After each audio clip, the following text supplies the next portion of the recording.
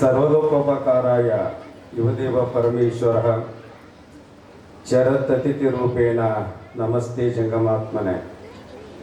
ಗುರಿಯಿಲ್ಲದ ಜೀವನ ಗರಿಯಿಲ್ಲದ ಹಕ್ಕಿಯಂತೆ, ಪ್ರೀತಿಯಿಲ್ಲದ ಜೀವನ ನಾತವಿಲ್ಲದ ಹೂವಿನಂತೆ, ವಿನೋದವಿಲ್ಲದ ಜೀವನ ಸುನಾದವಿಲ್ಲದ ಸನಾದಿಯಂತೆ, ಕ್ರೀಡೆಯಿಲ್ಲದ ಜೀವನ ಕೀಡಿ ತಿಂದ ಹಣ್ಣಿನಂತೆ, ಶೀಲವಿಲ್ಲದ ಜೀವನ ಶೀರ್ಣಮೂಲ ತರದಂತೆ, ಸ್ವತಂತ್ರದಿರ ಸಿದ್ದೇಶ್ವರ ನೀನಿಲ್ಲದ ಜೀವನ ಬತ್ತಿದ ಸರೋವರದಂತೆ.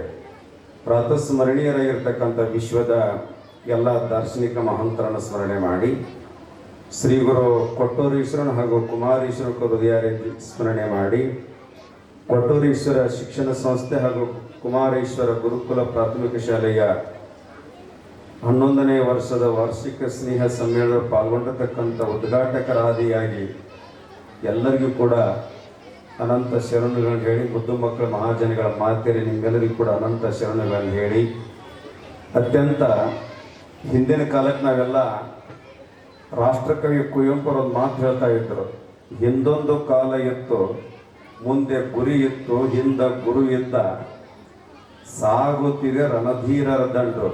ಈಗೊಂದು ಕಾಲ ಐತಿ, ಮುಂದೆ ಗುರಿ ಇಲ್ಲ, ಹಿಂದೆ ಗುರು ಇಲ್ಲ, ಸಾಗುತ್ತಿದೆ ರಣಹೇಡಿಗಳ ದಂಡು ಅಂತೂ ಕೂಡ ಕರೀತಾರಲ್ಲ ಕುವೆಂಪು.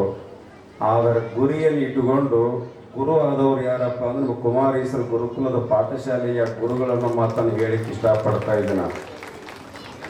ಯಾವ ವ್ಯಕ್ತಿ ಜಗತ್ತಿನೊಳಗೆ ಕಷ್ಟದಿಂದ ಬೆಳೀತಾನಲ್ಲ ಆತ ದೊಡ್ಡ ಸ್ಥಾನಕ್ಕೆ ಹೋಗ್ತಾನೆ.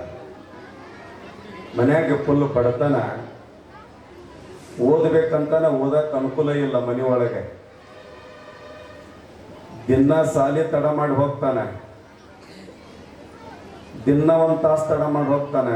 ಶಿಕ್ಷಕರು ಕೇಳ್ತಾರೆ ಯಾಕೆ ತಡ ಮಾಡಿ ಬರ್ತೀವಿ ಅಂದರೆ ಅದನ್ನು ಹೇಳುವುದೇ ಇಲ್ಲ.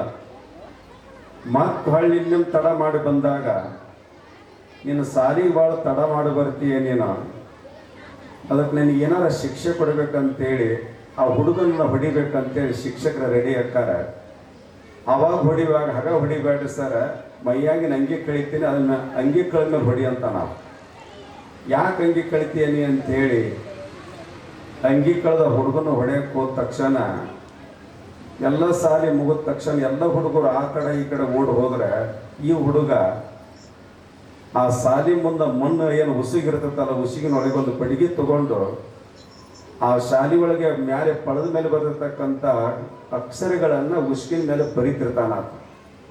ಬಂದು ಹೆಡ್ ಮಾಸ್ಟರ್ ಕೇಳ್ತಾರ ಅವನ್ನ, ಅಲ್ಲ ಇಲ್ಲಿ ಕುಂತು ಯಾಕೆ ಬರೆಯಕತ್ತಿ ಅಂದರೆ, ಸರ ನಮ್ಮ ಮನ್ಯಾಗ ಫುಲ್ ಬಡತನ ಐತ್ರಿ, ಪಾಟಿ ಪೆನ್ನು ಪೆನ್ಷನ್ ತೊಗೊಳಕ್ಕೆ ಸಮೇತ ಗತಿ ಇಲ್ಲ, ನಮ್ಮವ್ವ ಇನ್ನೊಂದು ಕಡೆ ಇನ್ನೊಬ್ಬರ ಮನೆಗೆ ಹೋಗಿ ಮುಸುರಿ ತೊಳೆದು ಬದುಕ್ತಾಳೆ, ಮತ್ತು ನೀ ಯಾಕೆ ಅಂಗಿ ಕಳೆದು ಹೊಡಿ ಅಂತ ಯಾಕೆ ಹಂಗೆ ಅಂದರೆ, ಅಕಸ್ಮಾತ್ ಅಂಗಿ ಹಾಕ್ಕೊಂಡು ಅಂಗಿ ಮೇಲೆ ಹೊಡೆದದ್ದು ಕರೆ ಆಗಿರ್ತಾರೆ, ಅಂಗಿ ಹರಿತಾನೆ ಇನ್ನೊಂದು ಹಾಕ್ಕೊಳಕ್ಕೆ ಅಂಗಿಲ್ಲ ಅಂತಾನೆ.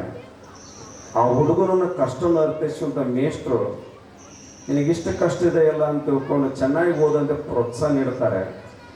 ಆವಾಗ ತಾಯಿ ಆ ಹುಡುಗನನ್ನು ಕರ್ಕೊಂಡು ಹಿಂಗೆ ವಾಕಿಂಗ್ ಹೋಗುವಾಗ ಮ್ಯಾಲೆ ವಿಮಾನ ಹಾರ್ತಿರ್ತದೆ, ಮ್ಯಾಲೆ ವಿಮಾನ. ಇದು ಏನಮ್ಮ ಅಂತ ಕೇಳ್ತಾನೆ ಹುಡುಗ, ಇದಕ್ಕೆ ವಿಮಾನ ಅಂತ ಹೇಳ್ತಾನೆ ಹುಡುಗ. ತಾಯಿ ಮತ್ತು ಇದನ್ನು ಕಂಡು ಹಿಡಿದವ್ರು ಯಾರು ಅಂತ ಕೇಳಿದರೆ ಯಾರೂ ಅಲ್ಲ, ನಮ್ಮ ದೇಶದ ರೈತ ಅಂತ ಹೇಳ್ತಾನೆ.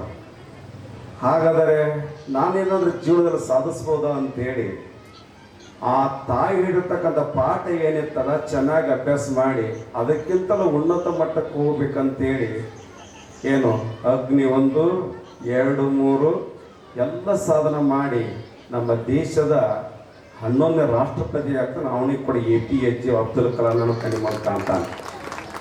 ಶಿವಶಂಕರ್ ಅಯ್ಯರ್ ಎನ್ನುವಂಥ ಒಂದು ಮನೆ ಒಳಗೆ ಇದ್ದು ಅಭ್ಯಾಸ ಮಾಡಿ ದೊಡ್ಡ ಉನ್ನತ ಸ್ಥಾನಕ್ಕೆ ಹೋಗ್ತಾನೆ. ರಾಷ್ಟ್ರಪತಿ ಆದ ಬಳಿಕ ಅವ್ನು ಒಳಗೆ ಕರ್ಕೊಂಡು ಹೋಗೋ ಸುಟ್ಕೇಸ್ ಚೆಕ್ ಮಾಡ್ತಾರೆ ಅವನ್ನ, ಈ ಸುಟ್ಕೇಸ್ ಒಳಗೆ ಏನಾರು ಅದಾವನ ಅಂತೇಳಿ. ಏನೂ ಇರಲಿಲ್ಲ, ಉಟ್ಕೊಂಡು ಒಂದು ಜೊತೆ ಬಾಟ್ಲಿ ಅಷ್ಟೇ ಇತ್ತು. 5 ವರ್ಷ ಆದ್ಮೇಲೆ ಹೊಳ್ಳಿ ಬರೋ ಮತ್ತೆ ಸುಟ್ಕೇಸ್ ಚೆಕ್ ಮಾಡ್ತಾರೆ. ಅವ ಏನು ಉಟ್ಕೊಂಡು ಬಟ್ಟೆ ಇದ್ದಲ್ಲ, ಅವ 2 ಪ್ಯಾಂಟು 2 ಅಂಗಿ ಕೂಡ ಇದ್ದು. ಯಾಕೆ ಮಾತು ಹೇಳ್ತೇನೆ ಅಂದರೆ, ಒಂದು ಸಂಸ್ಥೆಯನ್ನು ನಡೆಸಬೇಕಾದ್ರೆ ನನಗೆ ಭಾಳ ಖುಷಿ ಅನ್ನಿಸ್ತದೆ. ನಮ್ಮ ಕರುಮುಡಿ ಸಂಬಂಧ ಪಂಚಯ್ಯನವರ ಮಗಳು ಗೀತಾ, ಅದು ಗುರುಕುಲದ ಪದ್ಧತಿ. ಆ ಹುಡುಗಿ ಸಣ್ಣವಳಿದ್ದಾಗ ನಾನು ಕರುಮಡಿಯಾಗಿದ್ದಾಗ ಅದು ವಾಲ್ಮೀಕಿ ಮಹರ್ಷಿಯ ಒಂದು ಕ್ರೌಂಚ ಪಕ್ಷಿಯ ಶ್ಲೋಕ ಗೊತ್ತೈತನಂತ ಕೇಳಿದೆ ನಾನು. ಅವಾಗ ಶೋಕದಿಂದ ಶ್ಲೋಕ ಆಯ್ತಂತೇಳಿ ನಾವು ವಾಲ್ಮೀಕಿ ರಾಮಾಯಣದ ಕ್ರೌಂಚ ಪಕ್ಷಿಯ ಒಂದು ಕಥೆಯನ್ನು ಕೂಡ ಆ ತಂಗಿ ಬಾಯಿಲೆ ನಾನು ಕೂಡ ಕೇಳಿದ್ದು. ಒಂದು ಸಣ್ಣ ಹಳ್ಳಿ ಒಳಗೆ ಬಿಟ್ಟು ಇಲ್ಲಿ ಬಂದು ಎಲ್ಲರನ್ನು ಕಟ್ಕೊಂಡು ಈ ಥರನೇ ಒಂದು ಸಂಸ್ಥೆ ಬೆಳೀತಾರೆ ಅನ್ನೋದು ಹಾನಗಲ್ಲ ಕುಮಾರೇಶನ ಆಶೀರ್ವಾದ ಐತಂತ ಕೂಡ ಹೇಳಕ್ಕೆ ಇಷ್ಟಪಡ್ತಾ ಇದ್ದೆ ನಾನು. ಯಾವ ಮನುಷ್ಯ ಕಷ್ಟದಿಂದ ಬೆಳೀತಾನಲ್ಲ ಭಾಳ ದೊಡ್ಡವನಾಗ್ತಾನೆ. ಸಂಸ್ಕೃತಗಳು ಕೂಡ ಕರ್ಕೊಂಡು ಬರ್ತಾ ಇದೆ. ಗಚ್ಚತಿ ಪಿಪಿಲಿಕಾಯಾತಿ ಯೋಜನಾನಂ ಶತನ್ನಪಿ ಅಗಚ್ಚನ್ ವೈನತಯೋಪಿ ಪದಮೇಕಂ ನ ಗಚ್ಚತೆ. ಗರುಡ ಮತ್ತು ಇರುವೆ ಸ್ಪರ್ಧೆ ಮಾಡಿದ್ರಂತ ಅಲ್ಲೇ ಮುಟ್ಬೇಕು ನೀ ಅಂತ ಹೇಳಿ ಭಾಳ ಸೊಕ್ಕಿನಿಂದ ಗರುಡ ಅಲ್ಲೇ ಕುಂತ ಅಂತಾನ ಹಾರೋಗಿ ಮುಡಿತೀನಿ ಅಂತೇಳಿ. ಅವಾಗ ಇರುವೆ ಏನಾಯ್ತು, ಒಂದೊಂದು ಹೆಜ್ಜೆ ಇಟ್ಕೊಂತ ಹೋಗಿ ಗುರಿ ಮುಡಿತಂತೆ. ಸೊಕ್ಕಿನಿಂದ ಕುಂತಿರ್ತಕ್ಕಂಥ ಗರುಡ ಮಾತ್ರ ಅಲ್ಲೇ ಇತ್ತಂತೆ. ಯಾಕೆ ಮಾತ್ರ ಹೇಳ್ತೇನೆ ಅಂದ್ರೆ, ಏನೂ ಇಲ್ಲದ ಒಂದು ಹಳ್ಳಿ ಒಳಗೆ ಬಂದು ಸಣ್ಣ ಜಗತ್ತು ತೆಗೆದುಕೊಂಡು ಕೆಳಗಿನ ಬಿಲ್ಡಿಂಗಕ್ಕೆ ಪೂಜೆಗೆ ನಾವು ಬಂದಾಗ ಇವತ್ತು 3-4 ಅಂತಸ್ತಾಗಿ ಇನ್ನೂ ಬೆಳಿಬೇಕು ಸ್ವಾಮಿ. ಮೊನ್ನೆ ದುಮೋಡದಾಗಿದ್ದ ಭಿನ್ನ ಮಾಡಕ್ಕೆ ಬಂದ ಇನ್ನೂ ಜಗತ್ತು ತೆಗೆದುಕೊಳ್ಬೇಕು ಸ್ವಾಮೀಜಿ, ಇನ್ನೂ ಬೆಳಿಬೇಕು. ನೋಡ್ರಿ, ಭಾಳಷ್ಟು ಜನ ಬಸ್ ಕಳಿಸ್ತಾರೆ, ಸ್ಕೂಲಿಗೆ ಹೋಗ್ತಾರೆ.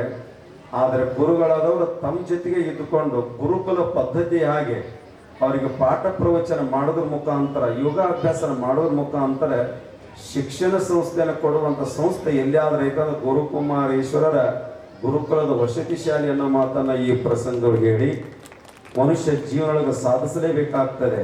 12ನೇ ಶತಮಾನದ ಅಲ್ಲಮ ಹೇಳ್ತಾನೆ, ಜಯಂಕಿಸಿ ಬುದ್ಧಿ ಕೃಷ್ಣ ಆಗಲೇ ಮಹಾಪ್ರಸಾದ ಎಂಬೆನಯ್ಯ. ಕಲಿಯುಗದಲ್ಲಿ ಶ್ರೀ ಗುರು ಶಿಷ್ಯಂಗೆ ವಂದಿಸಿ ಕಲಿಯುಗದ ಕೈ ಮುಗಿದ ಪಾಠ ಹೇಳ್ತಿ ಬಾಳ್ಬೇಕಂತ ಈ ಕಾಲ. ಮನುಷ್ಯನಾದಂಥ ಜೀವನೊಳಗೆ ಸಾಧಿಸುವಂಥ ಕೆಲಸ ಬಹಳ ಅದ್ಭುತವಾಗಿದೆ ಅನ್ನೋ ಮಾತನ್ನು ಹೇಳಿ, ಒಂದು ಹುಡುಗ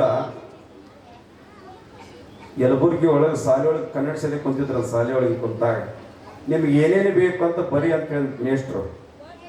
ಅದ್ರಾಗ ಒಬ್ಬೊಬ್ಬ ಬರೋದ ನನಗೆ ಪ್ಯಾಂಟ್ ಬೇಕಂತ ಬರೋದು ನಾನು, ಇನ್ನೊಬ್ಬ ಬರೋದ ನನಗೆ ಅಂಗಿ ಬೇಕಂತೇಳಿ, ಇನ್ನೊಬ್ಬ ಬರೋದ ನನಗೆ ಸೈಕಲ್ ಬೇಕಂತೇಳಿ, ಇನ್ನೊಬ್ಬ ಬರೋದ ನನಗೆ ಕಾರ್ ಗಡಿ ಬೇಕಂತೇಳಿ. ಮೂಲ್ಯಾಗ ಹರಕಂಗಿ ಹಾಕೊಂಡು ಕುಂತು ಒಂದು ಹುಡುಗ ಬರೆದಿದ್ದ ಪಾರ್ಟಿ ಪೆನ್ಷನ್ ಮೇಲೆ, ನನಗೆ ಏನೂ ಬೇಕಾ ಇಲ್ಲ, ಬರೆಯಕ್ಕೆ ನೋಟ್ಬುಕ್ ಬೇಕಂತ ಬರೆದಿದ್ದಂತ ಹುಡುಗ. ಆ ಹುಡುಗ ನನಗೆ ಕರೆಸಿ ಮ್ಯಾಲೆ ತಲೆ ಮೇಲೆ ಹಸ್ತಾ ಇಟ್ಟಂತ, ನೀನು ಚೆನ್ನಾಗಿ ಓದ್ತಾ ಇದೀಯಾ, ಈ ವಿದ್ಯಾಭ್ಯಾಸ ಮಾಡಂದಿರ್ತಕ್ಕಂಥ ಕಲ್ತಿರ್ತಕ್ಕಂಥ ಹುಡುಗನೇ ಅವನು ಆಧುನಿಕ ಕವಿ ಹಾಕೊಂಡು ಡಾಕ್ಟರ್ ಸಿದ್ದಯ್ಯ ಪುರಾಣಕ್ಕೆ ಹಾಕ್ತಾರೆ, ಏನಾದರಾಗು ನೀ ಮೊದಲು ಮಾನವನಾಗು ಅಂದ್ರೆ. ಈ ಮಾತನ್ನು ಯಾಕೆ ಹೇಳ್ತೇನೆ ಅಂದ್ರೆ, ಅವತ್ತಿನ ಕಾಲಕ್ಕೆ ಪರಿಸ್ಥಿತಿ ನಮ್ಮನ್ನು ಉನ್ನತ ಮಟ್ಟಕ್ಕೆ ಬೆಳಿಲಿಕ್ಕೆ ಕೂಡ ಅನುಕೂಲ ಆಗ್ತಾ ಇದೆ ಅನ್ನೋ ಮಾತನ್ನು ಹೇಳಿ, ಕನ್ನಡ ಶಾಲೆಗೆ ಹುಡುಗ ಹೋದ, ಹೈಸ್ಕೂಲಿಗೆ ಹೋದ, ಕಾಲೇಜ್ಗೆ ಹೋಗ್ತಾನೆ, ಕಟ್ಟಕ್ಕೆ ದುಡ್ಡೇ ಇಲ್ಲ. ಅವಾಗ ಅವರು ಅಂತಾಳ, ಶಾಲೆಗೆ ಹೋಗ್ಬೇಡಿ, ನೀನು ಕಲಿಯಕ್ಕೆ ಹೋಗ್ಬೇಡಿ, ದನ ಕಾಯಕ್ಕೆ ಹೋಗುಣಿ ಅಂದಾಗ, ನಾ ಹೆಂಗಾರ ಮಾಡಿ ಶಾಲಿನ ಕಲಿಬೇಕು, ದೊಡ್ಡವನ ಆಗ್ಬೇಕಂದಾಗ, ಮತ್ತು ಶಾಲೆ ಕಟ್ಟಕ್ಕೆ ಫೀಲ್ ನೀನು ಕೊಳ್ಳಾಗ ಚೈನ್ ಐತಲ್ಲ ತೊಂಬ ಅಂತ ಹುಡುಗ. ನಾನು ಚೈನೆ ತೊಗೊಂಡು ಕಟ್ತೀಯ, ಶಾಲೆಗೆ ಹೋಗ್ತೀವಿ, ಕಾಲೇಜ್ಗೆ ಹೋಗಿ, ಪರವಾಗಿಲ್ಲ ತೊಗೊಂಡು ಇದನ್ನು ಮಾರ್ಯಾರ ಮಾಡು, ಒತ್ತಿಯಾರ ಹಾಕು, ಕಾಲೇಜ್ಗೆ ಹೋಗು ನೀವು ಅಂದಾಗ ಅವರು ಕರಿತಾರೆ, ಹೊಳ್ಳಿ ಬಾಯಿಲಿ ನೀನು ಅಂತೇಳಿ. ಯಾಕೆ ಅಂತಂದರೆ, ಪರವಾಗಿಲ್ಲ ಈ ಚೈನೆ ಒಯ್ತಿಯಲ್ಲ ಒಯ್, ಕಾಲೇಜ್ಗೆ ಹೋಗ್ತಿಲ್ಲ ಹೋಗು, ನೀವು ಗೋರ್ಮೆಂಟ್ ಪಗಾರ ತೊಗೊಂಡು ಫಸ್ಟ್ನೇ ಪಗಾರದಾಗ ಹೊಸ ಚೈನೆ ತಂದು ಕೊಡ್ಬೇಕು, ಹಂಗಾದ್ರೆ ಇಲ್ಲಿ ಒಯ್ಬೇಡ ಅಂತಲ್ಲ ಹಡದ ತಾಯಿ. ಯಾಕೆ ಆಗೋದಕ್ಕೆ ನೀನು ಆಶೀರ್ವಾದ ಇದ್ರೆ ಯಾಕೆ ಆಗ್ಬಾರ್ದು ನಮಸ್ಕಾರ ಮಾಡಿ ಆ ಹುಡುಗ ಕಾಲೇಜ್ ಕಟ್ಟಿಗೆ ಹೋಗಿ ಓದಿ ಚೆನ್ನಾಗಿ ವಿದ್ಯಾಭ್ಯಾಸ ಮಾಡಿ ಗೌರ್ಮೆಂಟ್ ನೌಕರಿ ತೊಗೊತಾನೆ. ಆ ಫಸ್ಟ್ನೇ ಪಗಾರೊಳಗೆ ಮತ್ತೆ ಬಂಗಾರ ಚೈನೆ ಮಾಡಿಸಿ ಅವ್ರವು ಕೊಡಕ್ಕೆ ಅವ್ರವು ಕಟ್ಟಾಗಿಬಿಟ್ಟಿರ್ತಾವ, ಎಲ್ಲೇ ಫಲಂಗಲ್ಲಿ ಈಗೂ ಆಗೋ ಪ್ರಾಣ ಬಿಡುವಾಗ. ಯಾಕೆ ಈ ಚೈನ ತೊಗೊಂಡು ನಾ ಏನು ಮಾಡಲಿ ಅಂತಾರೆ. ಇನ್ನು ಏನು ಮಾಡಲಿ ಅಂದ್ರೆ, ನಿನ್ನಂಥ ಬಡ ಮಕ್ಕಳು ಹಾದಿ ಬೀದಿ ಒಳಗೆ ಎಲ್ಲರೂ ಓದ್ತಾರಲ್ಲ, ಅವ್ರಿಗೋಸ್ಕರ ಒಂದು ಶಿಕ್ಷಣ ಸಂಸ್ಥೆನ ಕಲಿ, ನೀನು ಸಾವಿರಾರು ಜನರಿಗೆ ವಿದ್ಯಾದಾನ ಮಾಡು, ಅನ್ನದಾನ ಮಾಡು ಅಂತ ಯಾವಾಗ ಆಶೀರ್ವಾದದ ಹುಡುಗನೇ ಅವನೇ ಈಶ್ವರ ಚಂದ್ರ ವಿದ್ಯಾಸಾಗರಕ್ಕೆ ಮುಂದೆ ಕೂಡ ಬರ್ತಾನೆ ಪುಣ್ಯಾತ್ಮರೇ. ಯಾಕೆ ಈ ಮಾತು ಹೇಳ್ತೇನೆ ಅಂದರೆ, ವಿದ್ಯೆ ಅನ್ನೋದು ಬಹಳ ಅದ್ಭುತವಾಗಿ, ನಚೋರಹಾರ್ಯಂ ನಚರಾಜಹಾರ್ಯಂ ನ ಭ್ರಾತೃಭಾಜ್ಯಂ ನಚವಾರಕಾರೆ ವಿಯೇ ಕೃತೆ ವರ್ತತ ಏವ ನಿತ್ಯಂ ವಿದ್ಯಾಧನ ಸರ್ವಧನ ಪ್ರಧಾನಂ. ನಮ್ಮ ಕನ್ನಡದಲ್ಲಿ ಹೇಳಬೇಕಾದ್ರೆ, ವಿದ್ಯೆ ಉಳ್ಳನ ಮುಖವು ಮುದ್ದು ಕೊಡುವಂತಿಪ್ಪೋದು, ವಿದ್ಯೆವಿಲ್ಲಾರದ ಮುಖವು ಹಾಳೂರಿನ ಹದ್ದಿನಂತಿಪ್ಪು ಸರ್ವಜ್ಞ ಅಂತಾರೆ. ಮಕ್ಕಳ ಮನಸ್ಸು ಬಹಳ ಫಾಸ್ಟ್ ಐತಿ, ಕಂಪ್ಯೂಟರ್ ಕಾಲ ಇದೆ. ನಾವು ಹೇಳಿಕಂತ ಮೊದಲೇ ಹೇಳ್ತಿರ್ತೇವೆ, ಆ ಓದುವಂಥ ಮಕ್ಕಳಿಗೆ ನಾವು ಕೂಡ ಪಾಠ ಪ್ರವಚನ ಮಾಡಬೇಕಾಗ್ತದೆ. ಆದರೆ ಈ ಗುರುಕುಲದ ಪದ್ಧತಿ ನೋಡಿ ಏನು ಖುಷಿ ಆಯ್ತಂದ್ರೆ, ಬಹಳಷ್ಟು ಜನ ಹುಡುಗರು ಮನೆಯೊಳಗೆ ಗಲಾಟೆ ಮಾಡಿದ್ರೆ ತಂದೆ ತಾಯಿ ಏನಂತಾರೆ ಅವರಿಗೆ, ಏಯ್ ನಿಮ್ಮ ಮಸ್ತರ್ ಇದನ್ನ ಕಲಿಸಿ ನೋಡೋ ಅಂತಾರೆ. ಯಾರು ಯಾರು ಮನೆಯಾಗ ತಂದೆ ತಾಯಿ. ಆ ಹುಡುಗರು ಶಾಲೆ ಕಲೆಕ್ಟ್ ಮಾಡಿದ್ರೆ ಮಸ್ತಾರ ಏನಂತಾರ ಅವರಿಗೆ, ನಿಮ್ಮ ಮನ್ಯಾಗಿನ ತಂದೆ ತಾಯಿ ಇದನ್ನ ಕಲಿಸ್ಯಾರ, ಇದು ಜವಾಬ್ದಾರಿ ಯಾರು? ಆದರೆ ಗುರುಕುಮಾರ ಇದೆಯಲ್ಲ, ಗುರುಕುಲದೊಳಗೆ ತಂದೆ ತಾಯಿ ಸಂಪರ್ಕ ಇಲ್ಲಾರೆ ಶಿಕ್ಷಣ ಸಂಪರ್ಕ ಇಟ್ಕೊಂಡು ಒಳ್ಳೆ ಒಳ್ಳೆ ಸೈನಿಕ ಮೊರಾರ್ಜಿ ಹೋಗುವಂಥ ವ್ಯವಸ್ಥೆಯನ್ನು ಕೂಡ ಒಂದು ಸಣ್ಣ ಹಳ್ಳಿ ಒಳಗೆ ಕಲ್ಲರಳಿ ಹೂವಾಗಿ ಎಲ್ಲರಿಗೂ ಬೇಕಾಗಿ ಮಲ್ಲಿಕಾರ್ಜುನ ಶಿಖರಕ್ಕೆ ಬೇಕಾಗಿ ಬಲ್ಲವರು ಪೇಳೆಂದನ ಸರ್ವಜ್ಞಾನವೇನು ಹಾಗೆ ಇಂಥ ಸಂಸ್ಥೆಯಲ್ಲಿ ಇಲ್ಲಿ ಕಟ್ಟಿ ಬೆಳೆಸಿದ್ದು ಭಾಳ ಖುಷಿ ಆಯ್ತು ಅನ್ನೋ ಮಾತನ್ನು ಹೇಳಿ, ಈ ಫಂಕ್ಷನ್ ಕೂಡ 2-3 ಸಲ ನಾವು ಕೂಡ ಬಂದಿದ್ವಿ. ಈ ಕಾರ್ಯಕ್ರಮ ಬರಬೇಕಂತ ಬೆನ್ನೈಸ್ಕೊಂಡ ಇವತ್ತೆಲ್ಲ ರಾಜ್ಯ ಒತ್ತಡ ಇರೋದ್ರಿಂದ ಮುಂಜಾನೆ ಒಂದು ಕಾರ್ಯಕ್ರಮ ಪ್ರಾರಂಭ ಮಾಡಿ ಬಂದು ಮತ್ತೆ ಇನ್ನೂ 2 ಕಾರ್ಯಕ್ರಮಕ್ಕೆ ಕಾಶಿ ಜೋಗ ಅಡಪಲ್ಲೆಗೆ ಎಲ್ಲಿ ಉತ್ಸವ ನಡೆದತ್ತಲ್ಲೇ ಕೊನೆಗೆ ಸಭಾಕಾರ ಬರ್ರಿ ಅಜ್ಜಾರ ಅಂತ ಹೊಳೆ ಮೇಲೆ ಫೋನ್ ಹಚ್ಚಾಕಿರೋದ್ರಿಂದ ನಾ ಫಸ್ಟ್ಗೆ ಮಾತಾಡ್ತೀನಿ ಅಂದಾಗ ನಮ್ಮ ಗೀತಾ ಅವ್ರ ದಂಪತಿಗಳು, ಅವ್ರ ತಂದೆ ಮತ್ತು ತಾಯಿ ನೆನೆಸ್ಬೇಕು. ನಾವೆಲ್ಲ ನಮ್ಮ ಪಂಚಾಯನವ್ರ ಕುಟುಂಬ ಅವರು ಕೂಡ ನೆನೆಸ್ಬೇಕು. ಅವರು ನಮ್ಮ ತಾಯಿನೂ ಕೂಡ ನೆನೆಸ್ಬೇಕು ಆ ತಾಯಿಯನ್ನು. ಈ ಮಾತನ್ನು ಯಾಕೆ ಹೇಳ್ತೀನಿ ಅಂದರೆ, ಇವತ್ತಿನ ಶಿಕ್ಷಣ ಏನಾಗಿದೆ ಅಂದ್ರೆ ಸಿಕ್ಕಾಪಟ್ಟೆ ಶಾಲೆ ಕಲಿಸ್ತಾವು. ಸಣ್ಣ ಇದ್ದಾಗ ಮನೆ ತಪ್ತವು. ಮೊದಲು ಸಣ್ಣವಿದ್ದಾಗ ಅವ್ರ ತಂದೆ ಅನ್ನೋದು ಗೊತ್ತಿಲ್ಲ, ತಾಯಿ ಅನ್ನೋದು ಗೊತ್ತಿಲ್ಲ. ಅವು ಬೆಳೀತಾ ಬೆಳೀತಾ ಸಿಟಿಯಾಗಿ ಹೋಗ್ತಾವು, ತಮಗೆ ಬೇಕಾದ ಆಯ್ಕೆ ಮಾಡ್ಕೊತಾವು. ಮಾಡಿಕೊಂಡು 10 ಲಕ್ಷ 5 ಲಕ್ಷ ಅಂತ ಪಗಾರಕ್ಕೆ ವಿದೇಶಕ್ಕೆ ಹೋಗ್ತಾವು. ಕಲ್ತವ್ರು ವಿದೇಶಕ್ಕೆ ಹೋಗ್ತಾರೆ, ಹಡ್ದವ್ರು ಪರದೇಶಕ್ಕೆ ಹೋಗಿ ಮನ್ಯಾಗ. ಕಲ್ತದ್ದು ವಿದೇಶಕ್ಕೆ ಹೋಗ್ತಾವು, ಹಡ್ದದ್ದು ಮನ್ಯಾಗ ಪರದೇಶಕ್ಕೆ ಹೋಗು. ಮನೆ ಬ್ಯಾಂಕಿನಾಗ ನೋಡಿರಲ್ಲ, ಅವ್ರ ಅಪ್ಪ ಸತ್ತಾಗ ಯಾರು ಮಾತಾಡ್ಸಕ್ಕೆ ಗತಿ ಇಲ್ಲ. ಅವಾಗ ಫೋನ್ ಮಾಡ್ತಾನ, ಇಬ್ಬರು ಹಂಚ್ಕೊಂಡ್ರಂತವ್ರು ಅಮೇರಿಕದಿಂದ. ಇಲ್ಲ ಈಗ ಅಪ್ಪ ಸತ್ತಾನ ನೀವು ಹೋಗು, ಈಗ ಅಪ್ಪ ಸತ್ತಾನ ನೀವು ಹೋಗು, ತಾಯಿ ಸತ್ತ ನಾ ಹೋಗ್ತೀನಿ ಅಂತ ಹೇಳ್ತಾನೆ ಮಗ. ಇಂಥ ಶಿಕ್ಷಣ ಈಗ ಬೇಕಾಗಿದ್ದ ಅವಶ್ಯಕತೆ ಐತೆ ನಮ್ಮ ದೇಶಗಳಿಗೆ. ನಾವು ಬದುಕಬೇಕು, ನಮ್ಮ ಮಕ್ಕಳು ಬದುಕಬೇಕು.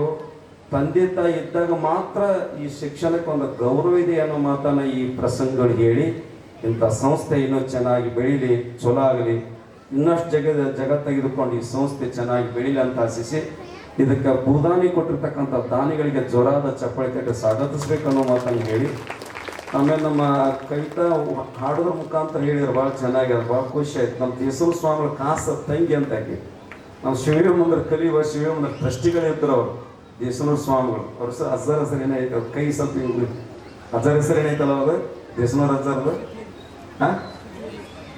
ಸಿದ್ಧಲಿಂಗೇಶ್ವರ ಸ್ವಾಮಿಗಳು. ಭಾಳಷ್ಟು ನೋಡ ಕವಿತಾ ಮುಖಾಂತರ ಸನ್ಮಾನ ಮಾಡೋಕ್ಕಿಂತ ಪ್ರತಿಭಾವಂತರನ್ನ ಇಲ್ಲಿ ಕರೆಸಿ ಇನ್ನೂ ಮಕ್ಕಳಿಗೆ ಸನ್ಮಾನ ಭಾಳ ಅದು ನೋಡ್ರಿ. 2024 10ನೇ ಬ್ಯಾಚಿನೊಳಗೆ ಓದಿರ್ತಕ್ಕಂಥ ಮಕ್ಕಳಿಗೆ ಕೂಡ ಮುಂದೆ ಸನ್ಮಾನ ನೆರವೇರ್ತಾ ಇದೆ. ಭಾಳ ಅಚ್ಚುಕಟ್ಟಾಗಿ ವ್ಯವಸ್ಥಿತವಾಗಿ ಈ ಕಾರ್ಯಕ್ರಮ ನೋಡಿದ್ದು, ದೊಡ್ಡ ಕಾರ್ಯಕ್ರಮಕ್ಕಿಂತಲೂ ಅಚ್ಚುಕಟ್ಟಾಗಿ ಕಾರ್ಯಕ್ರಮ ಗುರುಕುಲದ ಕುಮಾರೇಶ್ವರ ವಸತಿ ಶಾಲೆ ನಡೆದಿದೆ ಅನ್ನೋ ಮಾತನ್ನು ಹೇಳಿ, ಈ ಸದ್ಯ ನಮ್ಮ ಈ ಸಂಸ್ಥೆಯ ತಾಯಿಗೆ ಕೂಡ ಸನ್ಮಾನ ಆಗ್ತಾ ಇದೆ, ಪಂಚಾಯನರ ಕುಟುಂಬಕ್ಕೂ ಕೂಡ ಸನ್ಮಾನ ಆಗ್ತಾ ಇದೆ. ಇನ್ನು ಈ ಸಂಸ್ಥೆ ಬೆಳೀಲಿ, ಚೆನ್ನಾಗಿ ಮಕ್ಕಳು ವಿದ್ಯಾವಂತರಾಗಲಿ. ಅವರೆಲ್ಲ ನಾಳೆ ದೊಡ್ಡವರಾದ ಬಳಕೆ ಹೇಳ್ತಿರ್ತಾರೆ, ಇದೇ ಸಂಸ್ಥೆ ಓದಿದ್ದೀನಿ ಸ್ವಾಮೀಜಿ, ಇದರ ಯಾವ ರಾಷ್ಟ್ರಪತಿ ಹಾಕೋನೋ, ಯಾವ MLA ಹಾಕೋನೋ, ಯಾವ CM ಆಗ್ತಾನೋ, ಯಾವ ಒಬ್ಬ ಪೊಲೀಸ್ ಅಧಿಕಾರಿ ಆಗ್ತಾನೋ, ಯಾವ ಒಬ್ಬ DC ಆಗ್ತಾನೋ, ಆ ಮಕ್ಕಳಿಗೆ ಕೇಳಿದ ತಕ್ಷಣ ಒಂದೊಂಥರ ಹೇಳ್ತಿದ್ರು. ಚಲಬೇಕು ಶರಣಂಗೆ ಅಂತೀವಲ್ಲ, ಛಲ ಅನ್ನೋದು ಏನೈತಲ್ಲ ನಮ್ಮ ಸಾಧರಿಸಲಿಕ್ಕೆ ಒಂದು ಅನುಕೂಲ ಆಗ್ತಾಯಿದೆ ಅನ್ನೋ ಮಾತನ್ನು ಹೇಳಿ, ಈ ಕಾರ್ಯಕ್ರಮ ಅರ್ಥಪೂರ್ಣವಾಗಿ ಯಶಸ್ವಿಪೂರ್ಣವಾಗಿ ನಡೆದಿದ್ದು ನಮಗೆ ಸಂತಸ ತಂದಿದೆ ಅನ್ನೋ ಮಾತನ್ನು ಹೇಳಿ, ನಾನು ಅರ್ಜೆಂಟ್ ಇನ್ನೊಂದು ಕಡೆ ಹೋಗಬೇಕಾಗಿರೋದ್ರಿಂದ ನಾನು ಭಿನ್ನ ಮಾಡೋಕ್ಕೆ ಬಂದು ಹೇಳಿದ್ದೀನಿ. ಅದಿಲ್ಲ ಸ್ವಾಮೀಜಿ ನೀವು ಅಂದಂಗೆ ಬಿಡ್ತೀನಿ, ಬರ್ರಿ ನೀವು ಅಂತ ಭಾಳ ಪ್ರೀತಿಯಿಂದ ನಾನು ಬರ್ಮಾಡಿಕೊಂಡಿದ್ದು ಭಾಳ ಖುಷಿ ಆಯಿತು. ನಿಮ್ಮೆಲ್ಲರಿಗೂ ಒಳ್ಳೆಯದಾಗಲಿ, ಚೋಲಗಳನ್ನು ಸ್ವಲ್ಪ ಹಾರೈಸಿ ನಾನು 2 ಮಾತು ಮುಗಿಸ್ತೇನೆ.